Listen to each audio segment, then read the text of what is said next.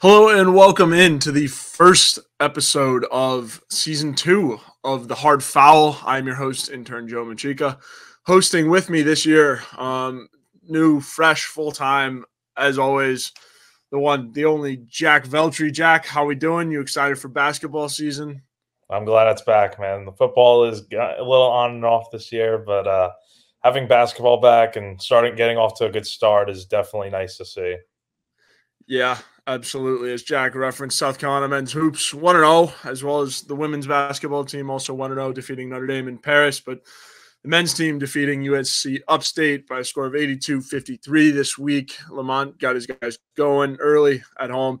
So this week, to start off the season, we brought in the big guns. None other, fellow company men, also a USC graduate, and your favorite insider's favorite insider, the one, the only, Jamie Shaw. Jamie, how are we doing, big dog? Joe, I'm good, man. Jack, I hope you're doing well as well. Thank y'all guys for having me on. And yeah, excited basketball season's here. Last night was a good night. It was. Yeah, absolutely. Jack, you were there. Jamie, I'm sure you watched a little bit of it or caught some of the game. What are your guys' initial thoughts from win number 1 of this campaign last night?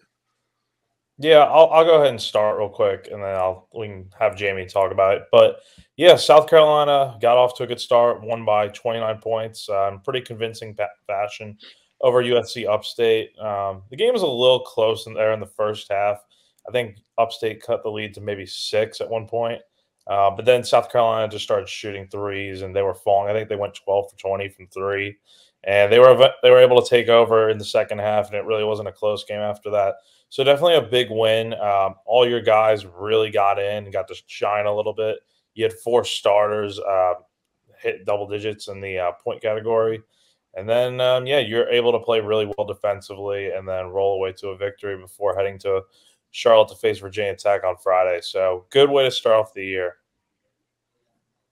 Yeah, so looking at this again, I mean, it's 1-0 right now, year 2 of the Lamont Paris era. That's always good. Every win's a good thing. And kind of looking at the box score after the game, there are 3 categories that I was kind of looking at with this Lamont Paris team as to if they can kind of hold serve in those categories, in those stats, this team could be pretty decent. That's 3-point shooting percentage, that's rebounding margin, and that's the opposition team's field goal percentage. So in last night's game, you look at it, they shot 54.5%, I believe, from 3 on 22 attempts. They out-rebounded USC Upstate by almost 20, if not 20 rebounds, and then they held USC Upstate to about 35% shooting from the field. I think in those 3 categories, if this Lamont Paris team is able to hold serve, shooting the ball well from 3, keeping the other team obviously from making shots, and then out-rebounding the opposition, I think this team could end up being, live up to having some success throughout the season. And they were able to do that last night, even though that they had more turnovers than the other team. The other team had more possessions and ended in shots than the other team. These 3 categories, I think, could be crucial for this team moving forward this year. And they showed last night with success. Yeah, absolutely. I love both of those takes, guys. I was also impressed, and I agree, Jamie. I think any win is a win here, especially as early as you are in the Lamont Paris era. Trying to get this program off the ground the way it was from the tail end of the Frank Martin era, and just the way that this program has been. I think any win is really a win here. And I love breaking it down to those 3 points, because I think that's really the identity of all of Lamont's teams. And last night they were able to get it done in just about every area. 29-point win. It's pretty convincing. It's good to get it done in front of your home fans. The student section showed out. I think, Jack, you pointed that out.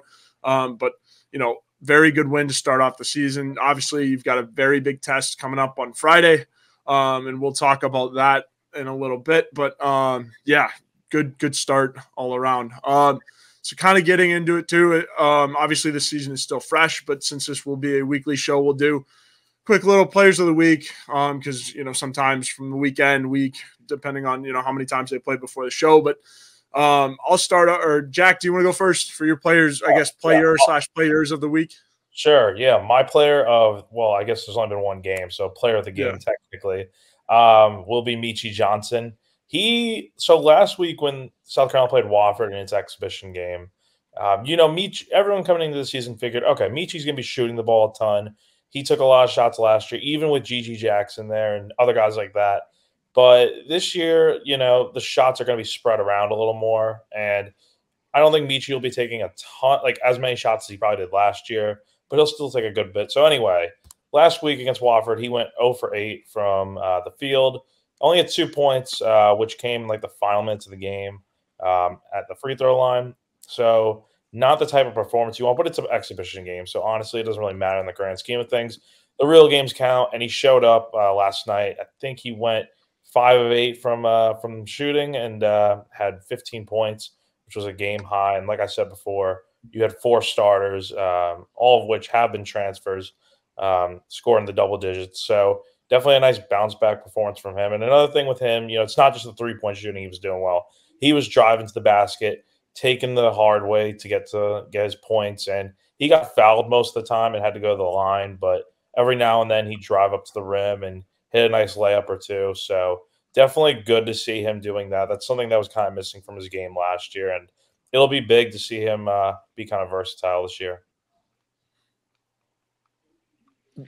For me, I thought Talon Cooper, looking at what he means to this team coming in, what his performance showed last night, I thought was paramount for going to need that consistently as this team moves forward. What he does is he brings a confident ball handler, somebody who takes care of possessions and makes good decisions on the floor, and allows Michi Johnson to play off the ball.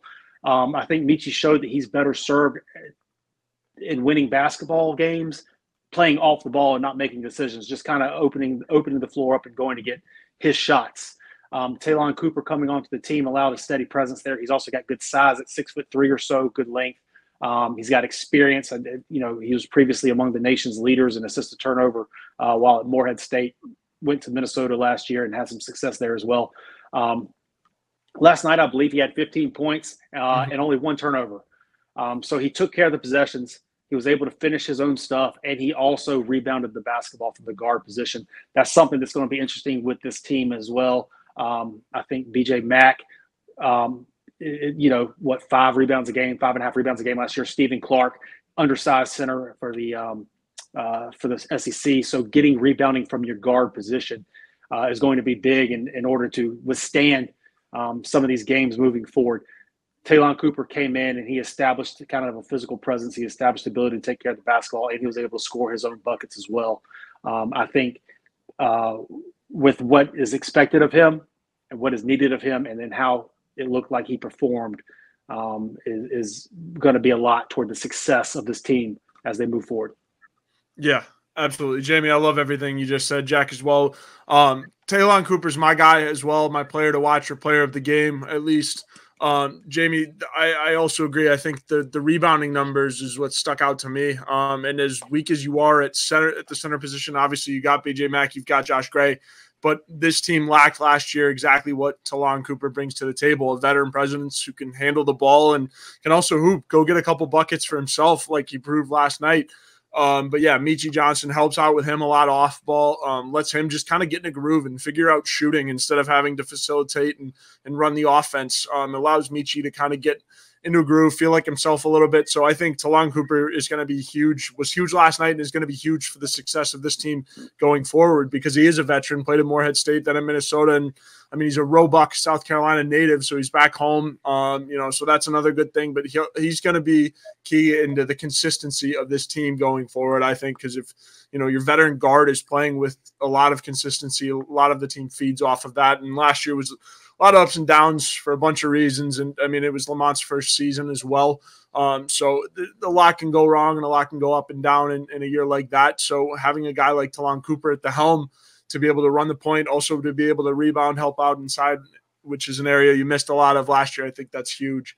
But yeah, guys, looking forward to doing that every week. Players/player of the week.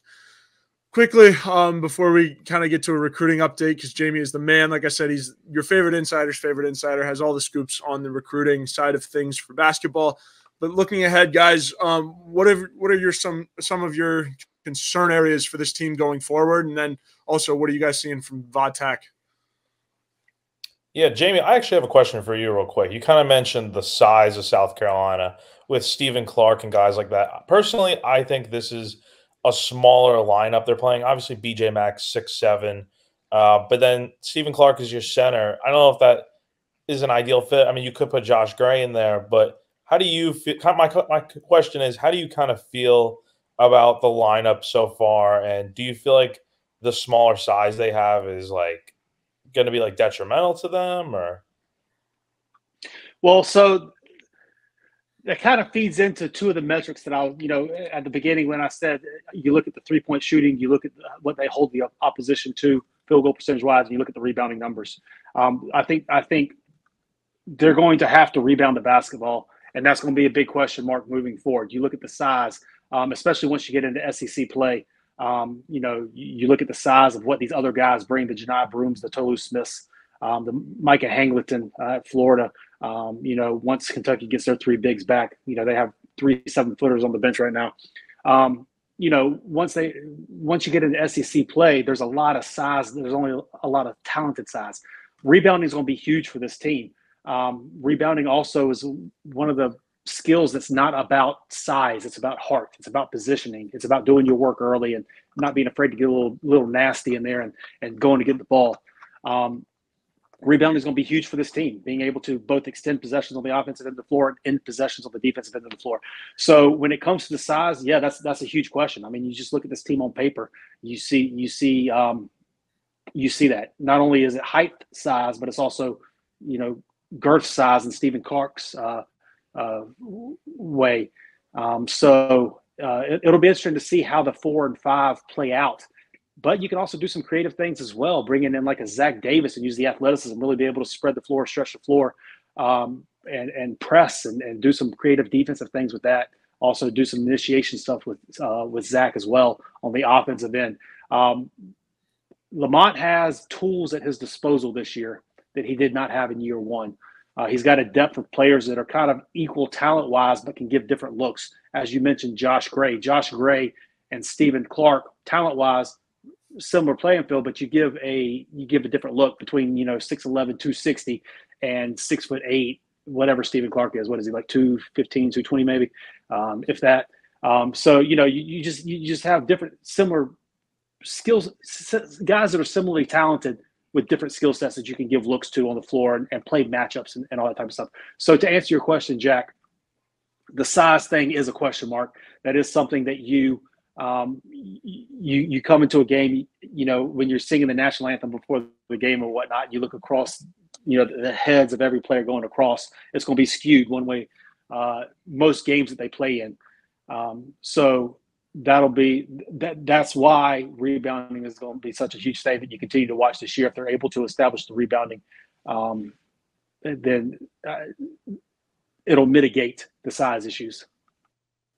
Yeah, I think that's very, very true point. That's just something that's kind of worried me a little bit in the long run, is that the size, because obviously, like you said, in the SEC, there's going to be teams that have those 7-footers, and I mean, I don't know. I mean, what do you do in that situation? But that's a later problem. One thing I will say about Friday, though, is probably just how sustainable is it to have that kind of 3-point shooting that they had the other night? Because, I mean, they went 12 of, I think, 20-something from 3, and I mean, look, we know it. This team's identity is 3-point shooting at the end of the day. When they're hitting, they honestly should have teams on upset alert. But when they're not hitting, could be like a 30, 40-point loss. So that's something that kind of worries me. I mean, you definitely have a lot more guys this year that are capable of hitting those shots. It's not just a one-man show, kind of like last year. You have BJ Mack, Tillon Cooper, guys like that, like you said, that can definitely do those sorts of things and take over a game if someone just isn't playing on their A game. That's kind of the thing Lamont has stressed so far this season, is that there are guys even on the bench that bring a lot of energy, but they can also shoot the ball, like a Zach Davis or Jacoby Wright. So that's something that I'm a little worried about to see, because when they're on, but when they're off, it can get real ugly. So, yeah, that'll be a big question heading into Friday. Well, it'll be interesting, too, to see the matchup, because Mike Young plays that kind of same way. they like to move the ball around. They have multiple guys that can knock down shots and hit threes to beat you as well. So both of them, Lamont and Mike Young, coming from the SoCon. Mike was at Wofford previously, and then UT Chattanooga with Lamont Paris. So they're familiar with one another. They know one another's games, and they're kind of similar. So it'll be interesting to see which team is able to establish that identity better than the other one. I think will go a long way on whenever the game is, the next game against Virginia Tech. Virginia Tech also just lost, recently in the last couple of weeks, one of their best players in Rodney Rice. So having MJ Collins step in, it looks like in his absence at the shooting guard position, who started multiple games for them last year. He's a sophomore now from originally, I think he's from Clover, South Carolina, if I'm not mistaken. But MJ Collins stepping into that role, it'll be interesting to see what the Virginia Tech team looks like coming out. It'll be interesting to see who's able to establish that identity, who's able to make more shots, who's able to keep the opposition from making more shots as well in that game. Yeah, absolutely. Jamie, just out of curiosity, does the neutral site have anything to do? Like, does that mess you up at all as a player? Does that change anything?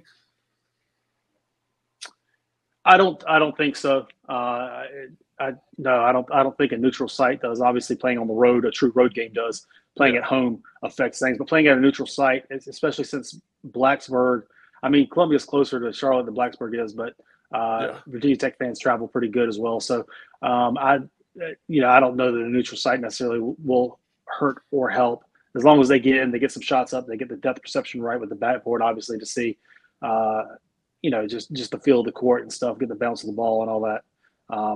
It shouldn't have that much of an effect. Yeah, absolutely. Absolutely. Well, Jamie, since you are a recruiting guy, we can get into this really quickly before we get you plugging stuff and get your final thoughts. But how is South Carolina looking recruiting wise? I know this next cycle just opened up for 2025s, but how are they looking in 2024? And what does the 2025 class look like if there is anything for it? So the expectation is to have two guys sign during the upcoming November 8th through November 15th is the early signing period.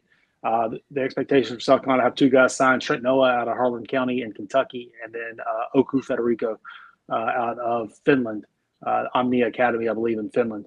They're two different players, but both of them kind of show the direction that Lamont Paris has seemed to want to go in the recruiting side of things. Trent Noah is more of a high floor type of guy. You kind of know what you're getting from him. He's a high processor of the game. He's also a very adept shooter of the game. He's got some toughness to him. He's a guy that you can come in. He can 6'6", strong frame. He can do multiple things on the floor, but he can make reads. He's able to have the ball in his hand and make a decision. He's able to knock down shots, both off 1-2 dribbles as well as off the catch. He's a high scoring guy. He's been playing varsity basketball since 7th grade in Kentucky, and he's just kind of a guy that you know what you're going to get out of him. I believe that right now we have him ranked 140-ish, 141 in the on-3 150. Federico is on the other spectrum of things, to where he's more of an upside guy. He's a guy that has a projectable frame. He's a guy that has good length and moves very well, but is somebody that will need to continue to add weight, that will need to continue to get up to the speed of the game and continue to learn his body as it grows and builds out. And Lamont Paris has shown that he wants to take both of those types of guys. Colin Murray Boyles is a high floor guy, kind of more in the Trent Noah frame, that you know what you're going to get from him as he continues to develop. And then Federico is a little bit more on the Arden Conyers, Zach Davis side of things, where you see the upside, you see the vision as to what they could be, what they're going to be as they continue to grow. And it shows that, Lamont Paris is willing to work with guys. They're willing to take guys that aren't quite there yet, but willing to get it within the program, that want to be at South Carolina, get in the program and grow within and kind of establish that identity as well. So Oku Federico from Finland, his brother Federico started last year at Pittsburgh. He is a fluid forward, a wing kind of forward. He's got touch from the outside. He's able to straight line drive from the wing as well. He's got the makings of somebody that has a lot of good basketball in their future as he gets over here and just plays and gets stronger and gets used to the game and the concepts of what Lamont Paris wants to do. I believe he's in the 130, 135-ish range in our on 3 150 rankings as well. So two-man class, Trent Noah, Oku Federico, two players that Lamont Paris sought after, that he landed, that he won recruiting battles over. And two guys that kind of fit the mold, as it seems as the archetypal player that he's wanted to go after. Yeah, absolutely. That's really exciting. And you brought up Colin Murray Boyles. Obviously, he's hurt right now, but he's a guy that you have, posted about in the past about having, some upside and potentially making an impact for the South Carolina team. Like I said, obviously he's sick right now. He's out with mono, but I guess what are you expecting to see from him when he finally does get healthy and get over this whole mono thing and get back into the lineup?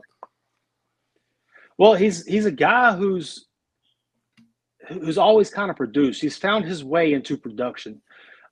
He might not have the measurables of some other people. He might not have the extensive range of other people, but he's always found a way. He's always had an understanding of finding his way into production. He was one of the most productive players last year on the NIBC, the National Interscholastic Basketball Conference, I believe is the name of it. It's a high school. It's one of the high school basketball conference the Montbirds, Oak Hills, IMG academies of the world are in. He played at Wasatch Academy out of Utah, and he was one of the most productive players in that conference last year. Double machine. He reads angles really well. He knows his body well. He's got great touch, and he's able to face up within 15 feet and kind of make a play. Whether that be the read to kick it out to a guy as the defense collapses, or whether to go to the basket, finish through contact. He's got good strength, good length. He's lost, I think, 20, 25 pounds since the beginning of last year, and he's kept that off. So he's got some athletic pop and everything too. So it'll be interesting to see how he comes back from mono. Obviously, as we know, mono kind of zaps your energy away and takes a little bit of your strength and everything away as well. So it'll be interesting to see how he comes back from that. But I know the staff has high plans and expectations for him this year. I don't think he was slated to start, but he was well within the plans, with the possibility of earning the starting position as the season moved forward. He got more acclimated to the college game. Yeah, absolutely. Jack, you got anything else for Jamie? Yeah, I have one question just about this season. So obviously, Jamie, South Carolina's picked last to finish in the SEC this season by media members. We know Lamont disagrees with it. I don't think we've really asked the players about it yet, but I'm sure they disagree with it too. For South Carolina fans that don't feel optimistic about this year, why should they feel better about this team compared to last year's? I think what you're looking for this season is not necessarily in the wins and losses column. What you're looking for is progression and continuity within the program.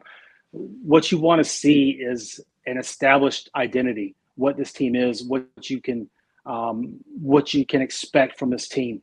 And you want to see growth within the comfort level of each other. They have 4 new starters this year, only returning Michi Johnson. But those 4 guys that are starting, you have Talon Cooper, Studi, Stephen Clark, and BJ Mack. They've all had individual success at the college game already. So they have seen what it's like to have success at the collegiate level, the Division I level, even in Michi's and Miles' case at the highest level, Power 5 basketball as well. You had Clark and Mack, who were both top 5 in scoring in the SoCon last year as well. So, but even with the individual success those guys have had, they haven't been on a team together until now. So what you want to see is continued growth from those guys, as well as the guys on the bench. You want to see the guys, the Zach Davises of the world, the Jacoby Wrights of the world, continue to grow in their games as well. So not necessarily wins and losses. I know, what was it, 11 wins last year they had? Even if the win total is around that, having more continuity around the team, being able to be competitive, having growth game after game, playing games in February where they're competitive against their opponents, as well as looking like a team that has an identity, not only an identity, but a team that has an objective, and they're going out and getting that objective, especially on the offensive end of the floor. What you want to see is these guys moving the ball around, getting to their spots, understanding what their spots are, getting the ball to the guys that are dangerous in these spots, to the right people, right players, and all that type of stuff. Not necessarily one-on-one basketball, trying to break things down and then, jacking up a shot at the end of the shot clock. So continued growth within the base of what this team is, continued comfort with one another, and then just looking like a competitive basketball team in the SEC, having the look of a team that's going out there with an objective and they're able to execute that objective. It might not show as year two. Lamont Paris came in with a completely different style, a completely different game plan of what Frank Martin had. So there's a weeding through the players and teaching new systems, teaching new concepts, teaching new games, bringing in new players together. These are the players that Lamont Paris wanted. He sought after these guys and brought them into the roster. So this team should be a little bit of a baseline as to what is to be expected from a Lamont Paris team. As you see what started off in USC Upstate last night, you want to see growth. You want to see growth in December 1, January 1, February 1, as you keep going. You want to see a team that looks like they have a clear objective and they're playing toward that objective. I think that's growth. I think that's growth within the program. That's something that wasn't consistent last year in year one. And with that, wins and losses, we'll see if they happen. If they don't happen, will they build on 11 wins? If they get to 13, 14, that'd be great. But I think the look of what they put on the floor, it would be huge and is the biggest progression here that the team could make. Yeah, absolutely. Jack, good question. Jamie, awesome answer. I appreciate both of those. And that's really kind of how it should be. I mean, looking into year two of Lamont, you really want to set your identity, play your style of basketball, because now you're able to recruit some guys that, align with your philosophy. Colin Murray, Boyles being said guy along with that, and then also guys in the portal that play your style of basketball. So now it's all about setting the foundation with all of that. Well, Jamie, before we get you out of here, we always like to, give our guests the floor, able to plug everything that's going on. What's going on in Jamie Shaw's world right now? Well, we got National Signing Day, early signing period, November 8th through 15th coming up. So make sure you check out On3, www.on3.com. We'll have all the breaking news. We'll have all the latest intel as we get through the early signing period. We just dropped 2024 rankings as well earlier this week. So, the update there as well. So make sure you check it out, on3.com. We got On3 Recruits on Twitter, On3 on Instagram. My stuff is Jamie Shaw 5 on Twitter. So make sure you give that a follow and go as well.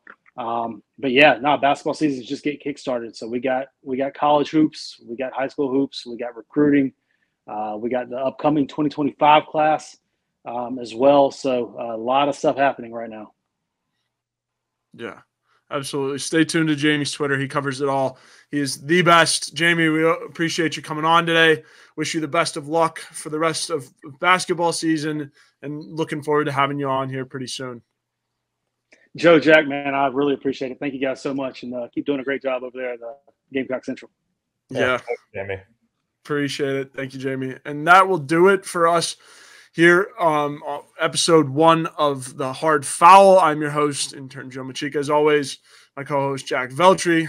You can watch this episode. Will go live Wednesday nights at 7. Like I said, we will do this thing live next week. And then if we have an interview, we will put it in the middle, or hopefully have an interview during the show live on Wednesdays as well. But for episode 1, wanted to give you the best of the best. Get you Jamie Shaw for this week 1 episode. But that'll do it for us. As always, thank you for tuning in, and we will see you next week. Thank you.